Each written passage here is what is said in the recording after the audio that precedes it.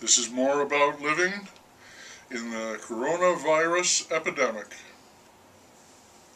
The trumpet went to a rally in Michigan, where he continued to make fun of that state's governor, the woman who was allegedly the object of a kidnapping plot.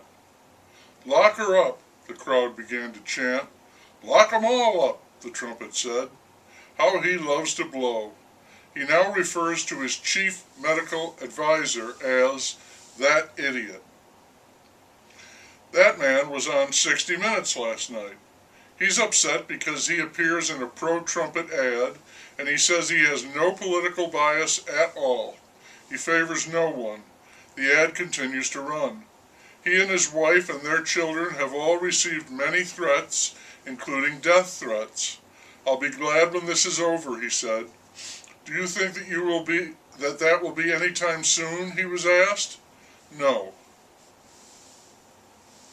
I heard a doctor on the radio who said that his advice was to live your life and be as healthy as you can. Eat right and exercise. Unless you live in a bubble, you will be exposed to the virus, he said. And we know that all people do not react to it in the same way. We need to focus our efforts on the most vulnerable, the elderly. For children, there is a very small percentage who will get sick. Instead of closing businesses and schools and trying to save everyone, focus care on the ones who need it the most. And the high numbers? He said it was because so many people were being tested now. The Pander Man continues to run sentimental ads blaming the trumpet for all of the deaths and also for the wrecked economy and the massive unemployment. What did he do?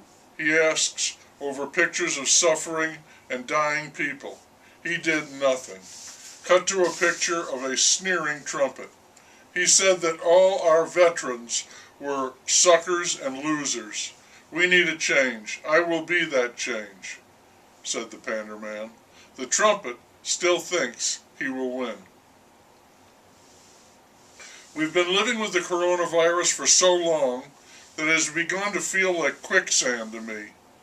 It isn't always life-threatening, but it is life-controlling, life-restricting.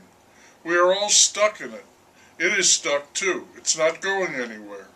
We are not going anywhere either. Everything is stuck. Each person is stuck in their own way. And there is nothing to say about this, nothing that needs to be said. Everything has already been said and said and said.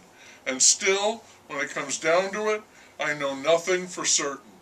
Take the mask. Wearing a mask is good. Wearing a mask is silly. Wearing a mask is useless. Wearing a mask is a sign.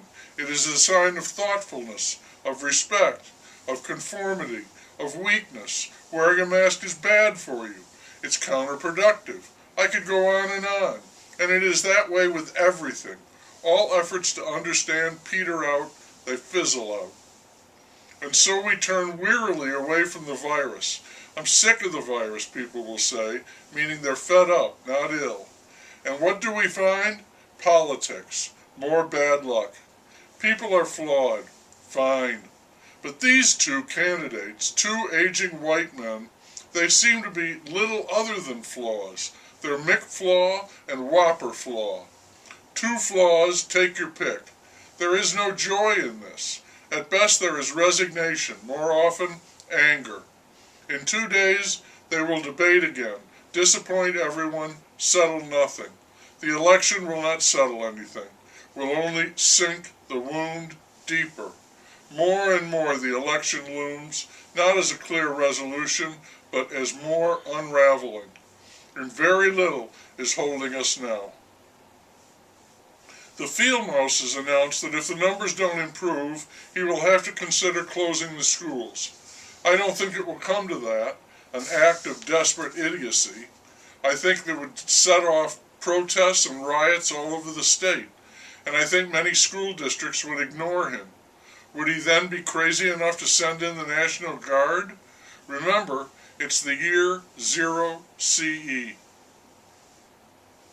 When the field mouse broke out his crayon set, my country was red. Then it was orange, until it turned red again.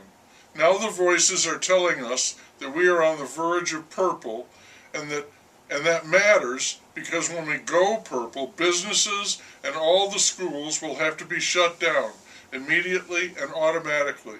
There's no debate about it. Purple is the end of the line, except for death, black. That is terrible news. It's a blow to the economy, a blow to education, and in some cases, that would be a death blow. Of course, I hope it doesn't happen, but from what I hear, that is a paltry hope. I've said it before, and I must repeat it. I never thought I would witness such devastating social destruction. What we call the social fabric is in danger of being torn to shreds.